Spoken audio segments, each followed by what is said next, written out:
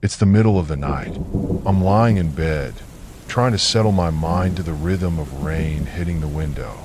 The kind of rain that seems to wrap the world in a soft hush, making everything outside disappear into shadows. For a while, I focus on that sound, the steady patter, the occasional gust of wind that rattles the glass, even the creak of the old house as it settles. But then, something changes. Before I go deeper into the story, welcome, and make sure to subscribe to the channel. Echoes of Nightmares, and turn on the notification bell so you never miss out on any of the future scary tales. If you're enjoying this story, hit that like button too. Now back to my story.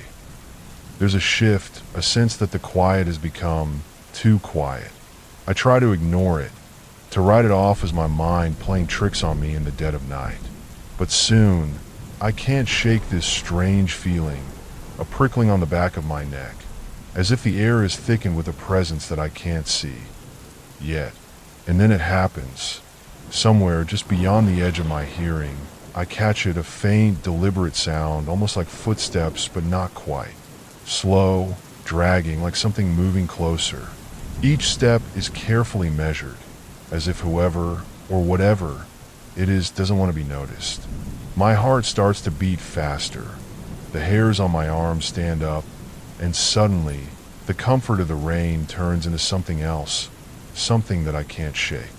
I lay there, still as I can manage, barely breathing, hoping that if I just stay quiet, maybe it'll pass. Maybe I'm imagining it, but I can feel it now, somewhere in the dark corners of the room, watching, waiting, closing in, and then I hear it, a whisper, faint, just a breath against the silence. Are you awake? I should probably explain how I ended up here. My name's Dan, and for as long as I can remember, sleep has been a fragile thing. Nights come and go where I find myself staring up into the dark, listening to sounds that I know, logically, shouldn't be there.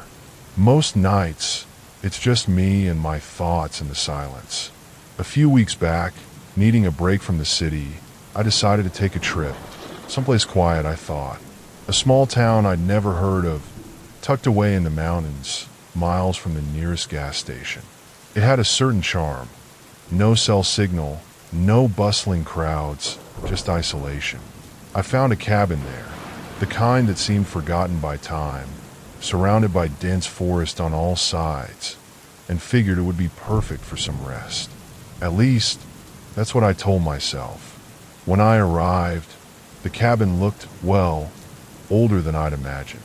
The wood was weathered, cracked in places, with ivy creeping up the sides as if nature was slowly reclaiming it. Inside, the air was thick, stale, and cold, colder than it should have been for the season. And it had this strange smell like old books and damp earth. But I was here for peace, for solitude, so I brushed it off. The cabin had one main room, barely lit by a single hanging light that flickered every now and then. There was an old armchair in the corner, the fabric worn and faded, and a fireplace that hadn't seen a flame in years. My bed was nothing more than a thin mattress laid over a creaky wooden frame, set against a wall with peeling wallpaper. The wallpaper was strange too, faded patterns of flowers and vines, but in some places it looked like it had been clawed at, torn in thin, uneven lines. I told myself it was probably from age, from wear and tear, but I couldn't shake the feeling that someone or something had tried to tear its way through those walls. The windows were streaked with years of grime, making it impossible to see much outside, especially as the rain began to fall.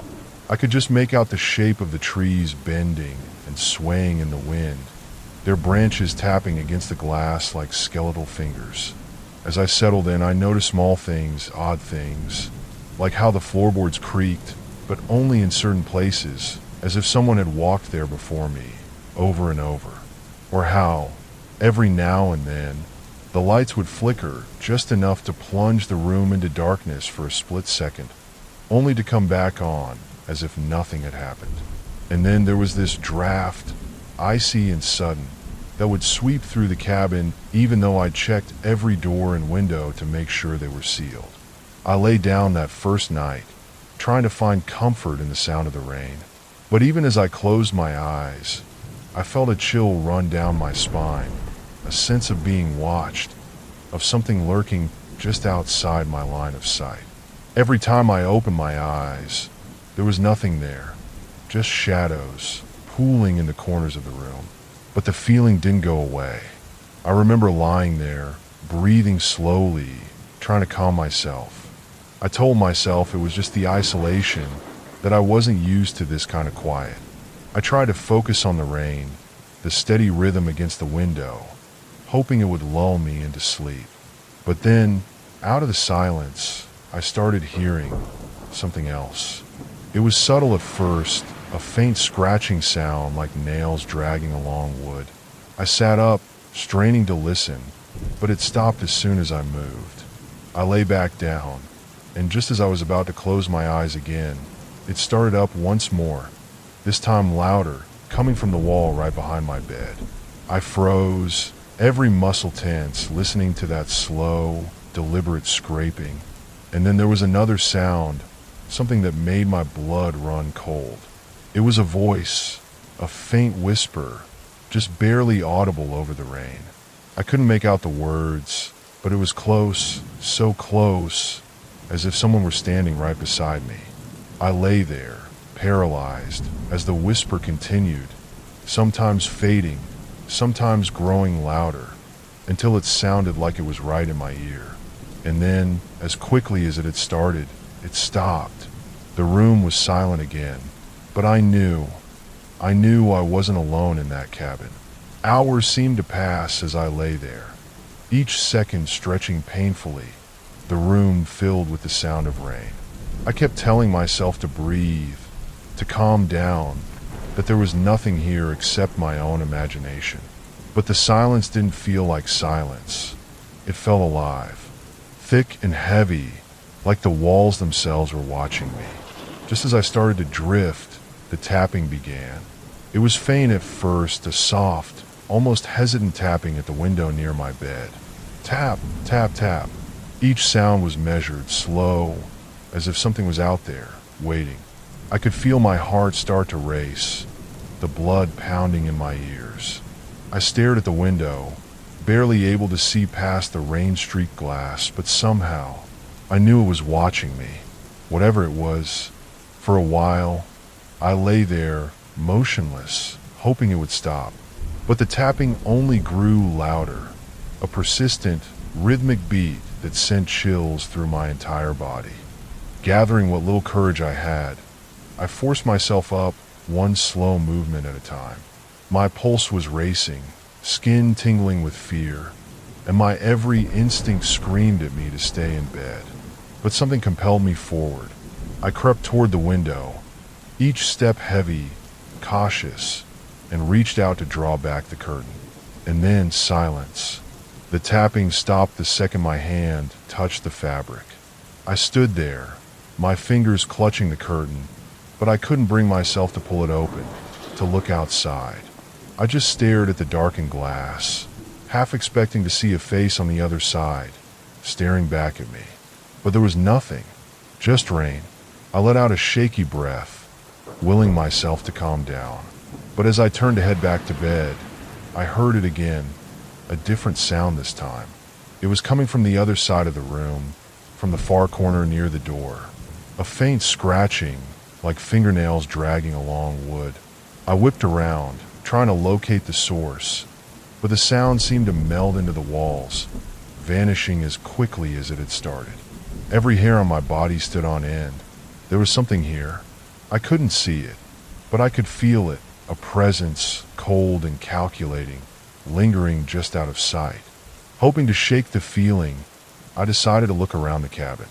I thought that maybe if I could occupy my mind, I'd convince myself that it was all in my head. I started with the old fireplace, its stone frame worn down with age. On the mantel, I noticed an odd assortment of objects. A dusty, cracked picture frame, an antique clock that had stopped who knows how long ago, and what looked like a child's toy. A small, wooden doll with faded paint and a pair of hollow eyes that seemed to follow me wherever I moved. In the dim light, I could just make out the face in the picture frame. It was an old photograph, sepia-toned, and it looked like it had been there for decades. A family stood posed in front of the cabin, unsmiling, their eyes dark and shadowed. But there was something off about the photograph. The longer I looked, the more I thought I saw something else. A shape standing in the background, blurred and almost invisible, hidden among the trees. A trick of the light, maybe, or just a flaw in the photo, but the feeling of being watched only intensified. I put the photo down and moved toward the corner of the room where the scratching sound had come from. There, I found an old cabinet, its doors slightly ajar. The wood was scratched deeply, like something had clawed at it over and over. Against my better judgment, I reached out, pulling one of the doors open. Inside, there were stacks of old letters, brittle with age, bound together with fraying string. I took one out and carefully unfolded it, the paper so fragile it felt like it would crumble in my hands. The writing was faded, barely legible, but I could just make out a few words. It's here. I can hear it every night. Watching me, my hands began to shake. I placed the letter back, closed the cabinet, and stepped away, the words repeating in my mind, almost in rhythm with the rain. It's here, watching me. Suddenly, a loud knock echoed through the cabin. My heart leaped into my throat, and I spun around, eyes darting toward the front door. The knocking was slow, deliberate, each pound shaking the wood of the cabin, reverberating through the room. I stood there, frozen, staring at the door, my mind racing. I couldn't decide whether to approach it or to hide, to pretend I hadn't heard. But as the knocking continued, louder and more insistent, I felt drawn to it, as if something was compelling me forward. The knocking stopped just as I reached the door. I held my breath, pressing my ear against the wood, trying to listen for any hint of movement outside. But all I could hear was the rain and the thunder rumbling in the distance. Finally, I managed to pull back the curtain beside the door and peeked out, my eyes searching the darkness. Nothing, just trees swaying in the wind and rain pouring down. But then I saw it, a shadow, just barely visible in the dim light, moving at the edge of the forest. It stood there, perfectly still, watching the cabin. I couldn't make out any features, just the silhouette, a tall, dark figure that seemed to dissolve into the night. I stared at it, my breath shallow, my skin crawling, and then, as if sensing me, it tilted its head and vanished, slipping back into the shadows as if it had never been there at all. My mind was racing, every instinct screaming at me to leave, to get as far away from this place as possible. But I felt rooted to the spot, my eyes fixed on the spot where the shadow had stood. I didn't know what I'd just seen, but I knew one thing with certainty. Whatever was out there, it knew I was here. I was alone in that cabin, but it felt anything but empty.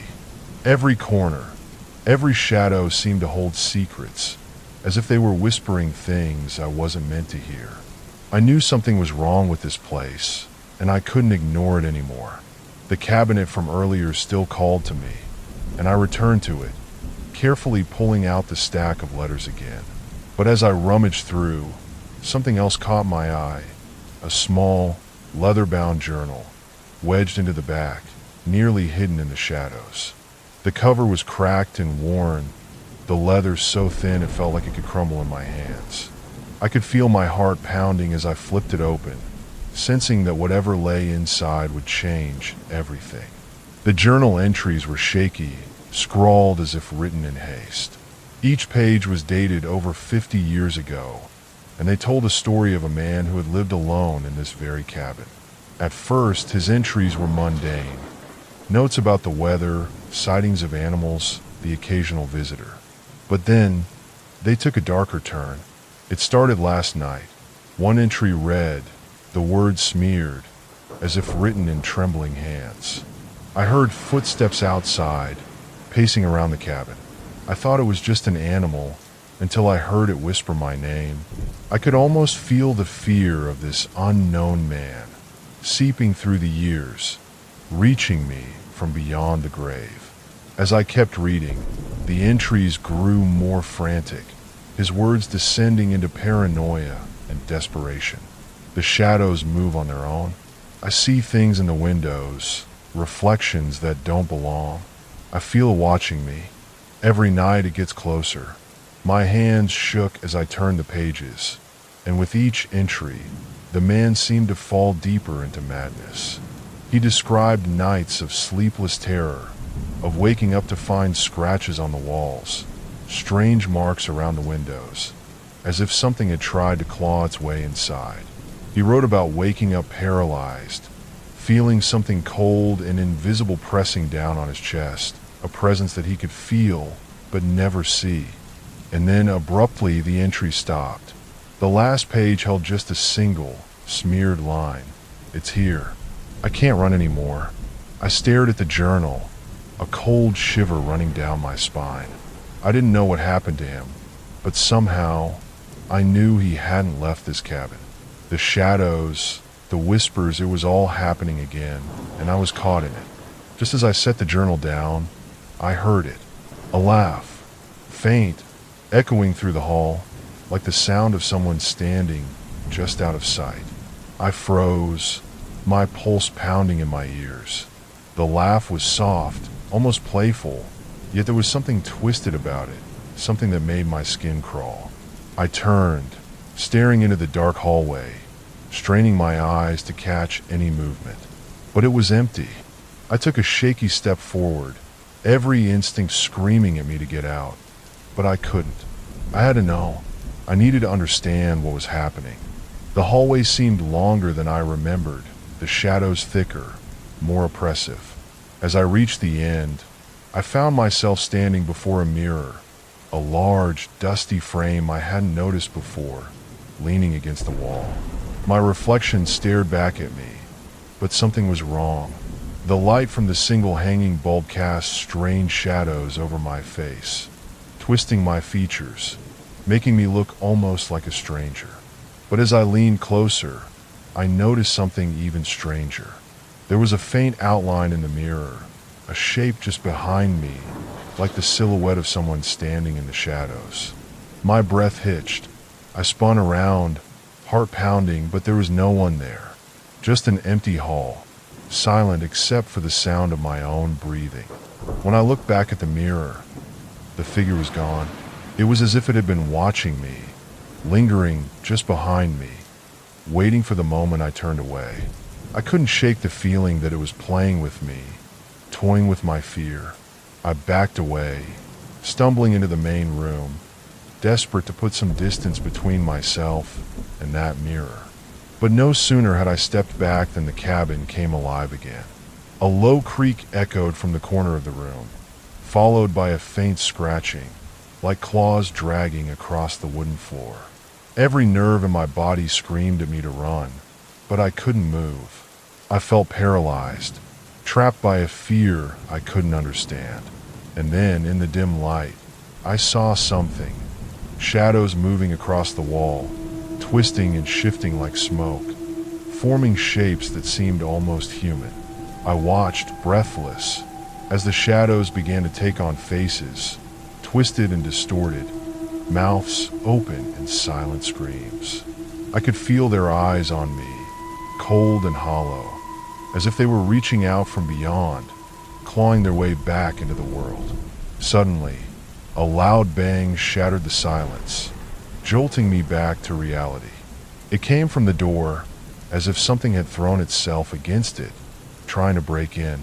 My heart raced as I backed away, staring at the door, half expecting it to burst open. But then the room went silent again. The banging stopped, the scratching faded, and the shadows on the wall melted back into darkness. I was left alone, standing in the middle of the room, my body trembling, my mind racing with questions. I felt like I was unraveling, like the line between reality and nightmare was blurring. Was it all in my head? Or was something truly here? Something that had lingered in this cabin long before I arrived? I stumbled back to the journal, hoping it held more answers. But as I flipped through the pages again, I realized there was nothing left to read. The story had ended, abruptly, leaving only questions, and the unsettling feeling that the man who had written those words had never left this place. My hands shook as I put the journal down, trying to calm my racing heart. But then I felt it, a cold breeze brushing past me, faint but unmistakable, like the touch of invisible fingers trailing down my spine.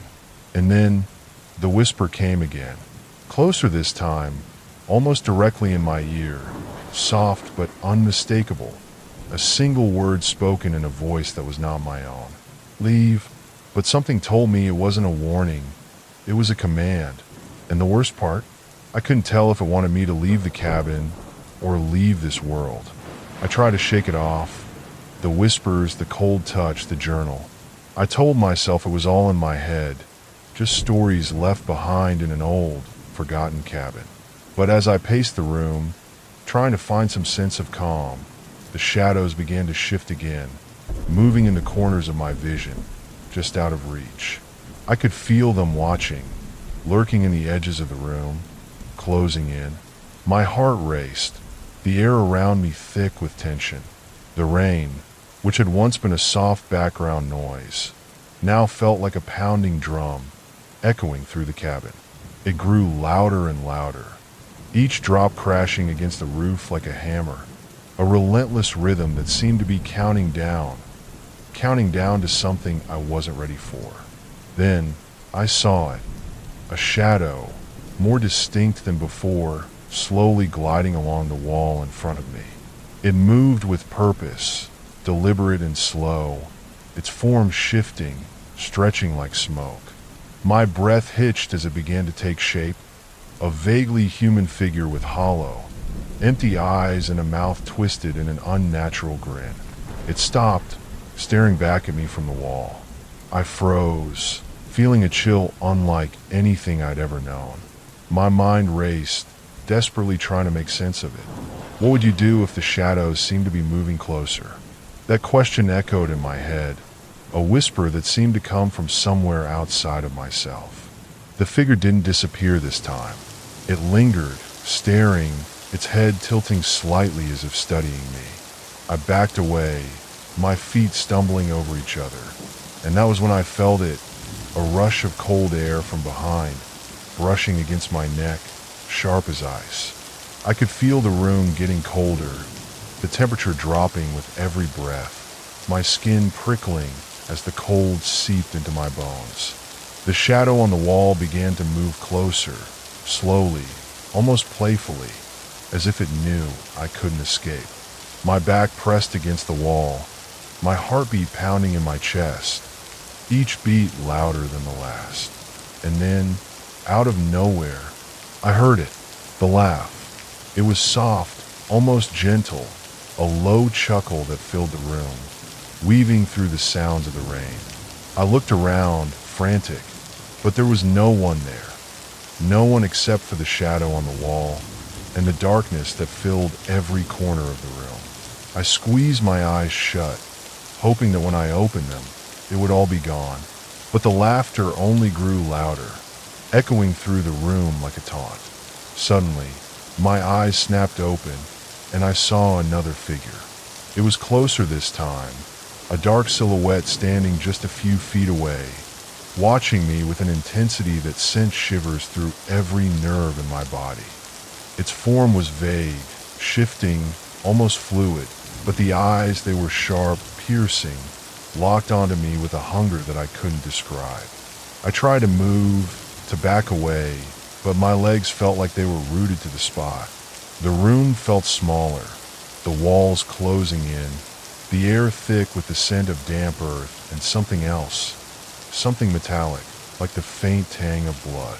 Every sense was overwhelmed, drowning in fear and confusion. the line between reality and nightmare blurring until I couldn't tell one from the other. Then, out of nowhere, a whisper filled my ear, so close it felt like someone was standing right behind me. "You can't leave." I spun around, desperate to find the source, but there was nothing, just shadows and silence. But as I turned back, I saw them again, more shadows, lining the walls, their forms stretching and contorting as if they were trying to break free from the confines of the cabin. Their eyes seemed to glow in the darkness, staring at me with a malevolence that was impossible to describe. The cabin grew colder still, and I could feel my own breath, ragged and shallow, hanging in the air in front of me. I was trapped, surrounded, and the realization hit me like a punch to the gut. Whatever was in this cabin didn't want me to leave. It wanted me here, wanted me to stay forever. The figure closest to me began to move, stepping out of the wall, its form solidifying, becoming more tangible, more real.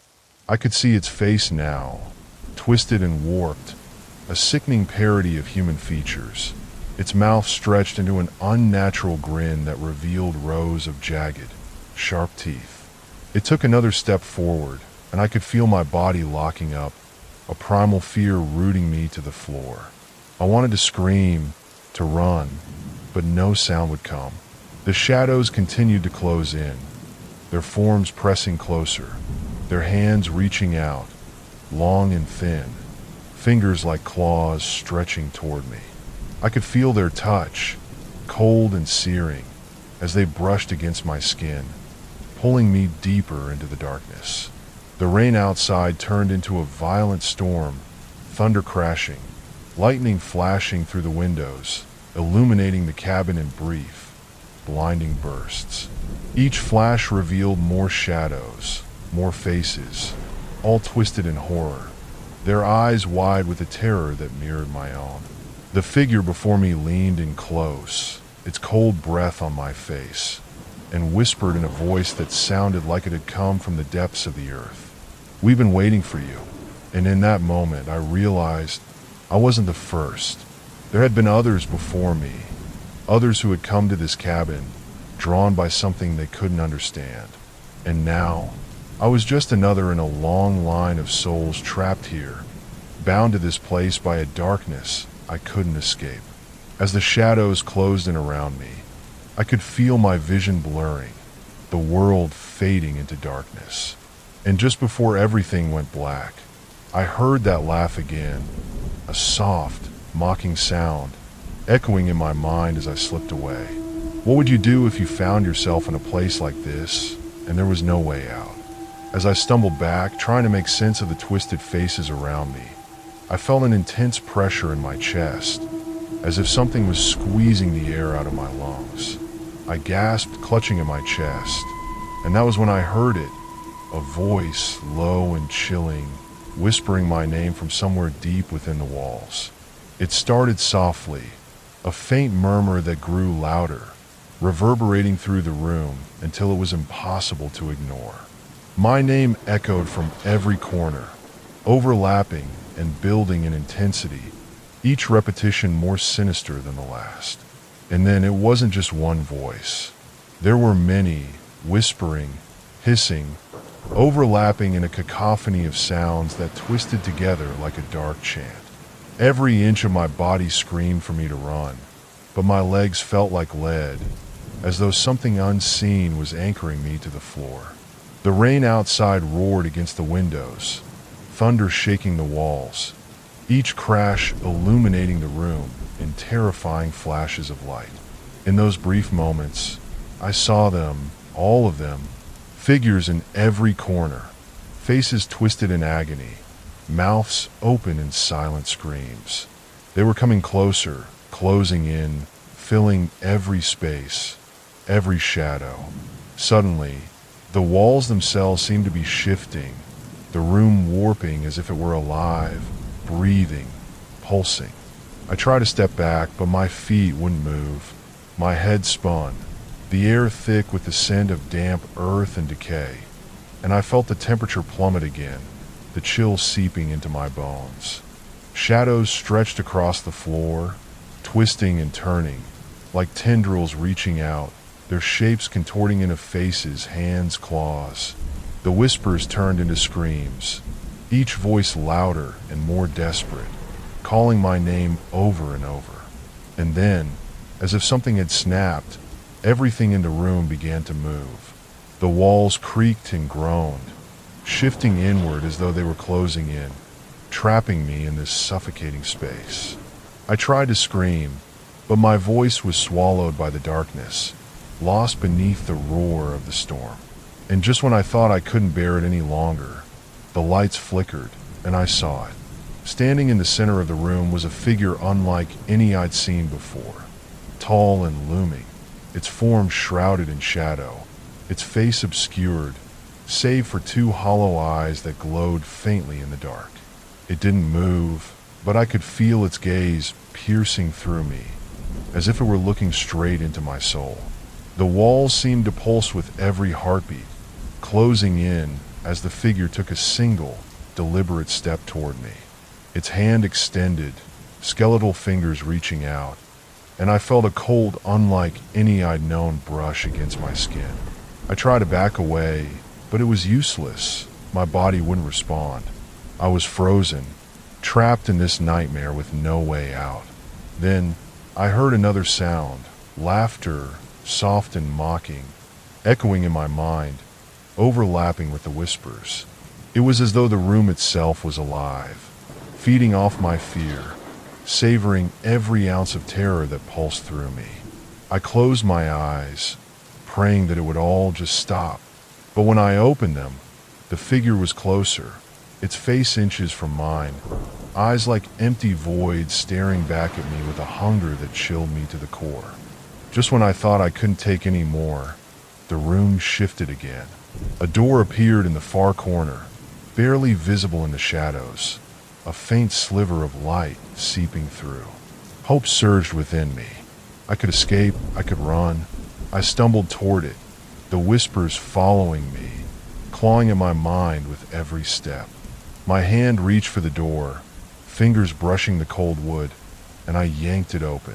But on the other side was darkness, an endless, suffocating void that stretched out before me, deeper and more terrifying than anything I'd ever known. I felt a pull, like something was drawing me in, beckoning me to step forward.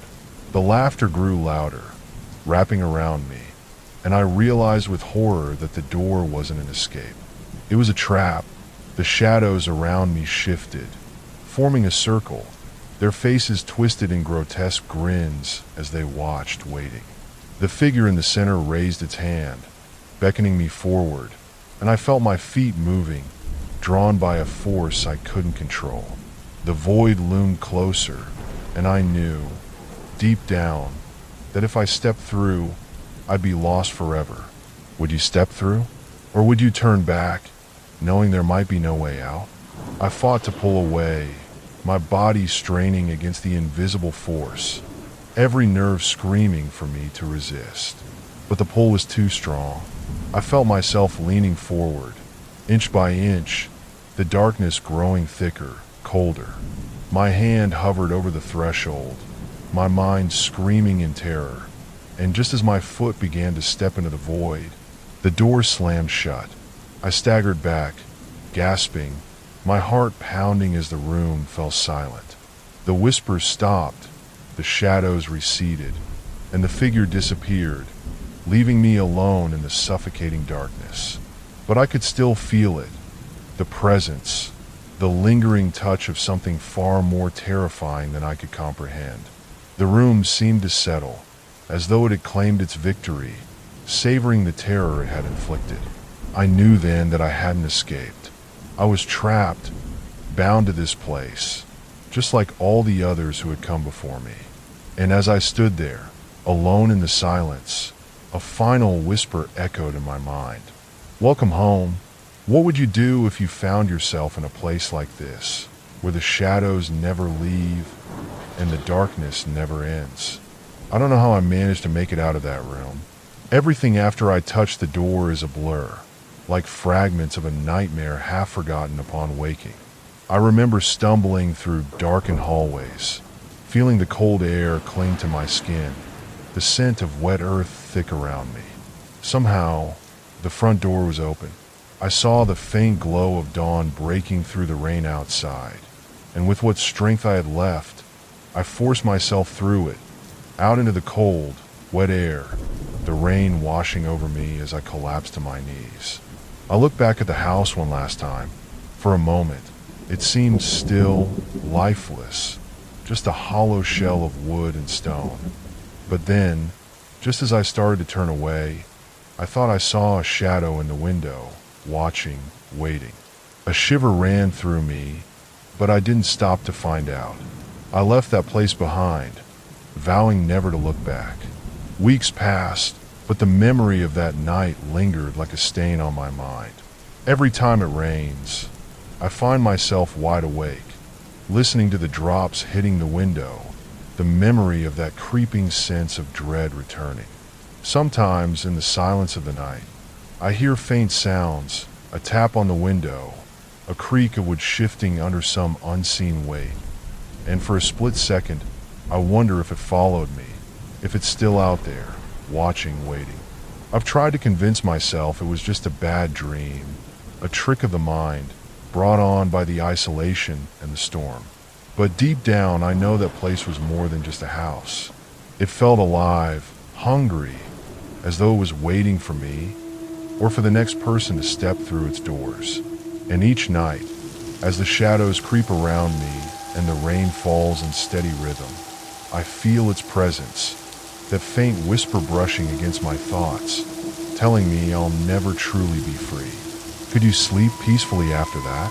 Would you dare step into a place where every shadow holds a secret and every silence is filled with unseen eyes? Let us know in the comments if you'd ever spend the night in a house like this. And don't forget to subscribe if you want more nightmares waiting just around the corner.